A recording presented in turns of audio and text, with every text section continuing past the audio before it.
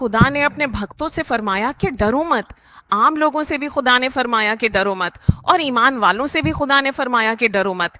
کیسا خوف! انسان کو کس بات کا ڈر ہوتا ہے؟ اگر مجھ سے پوچھو تو سب سے بڑا ڈر جان کا ہوتا ہے۔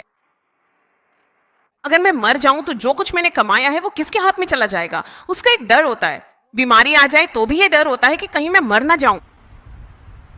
گناہ کا بھی ڈر ہوتا ہے، جب انسان گناہ کرتا ہے تو یہ خوف رہتا ہے کہ کہیں مجھے سزا نہ مل جائے، یہ بھی ایک ڈر ہے۔ لعنت، اگر آپ مجھ سے پوچھے تو ڈر ایک لعنت ہے، یہ خدا کی طرف سے ایک لعنت ہے۔ بے سکون زندگیاں، سکون نہیں ہے، خوف ایک لعنت ہے۔ لعنتوں کی فہرست میں خوف بھی شامل ہے۔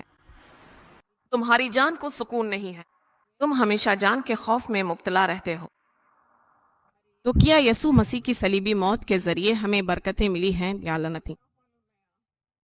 ہمیں صرف برکتیں ملی ہیں مسیح کی موت کے ذریعے، اس لیے یسوع مسیح تمہارے لیے مرا اور پھر زندہ ہو کر دوبارہ جی اٹھا۔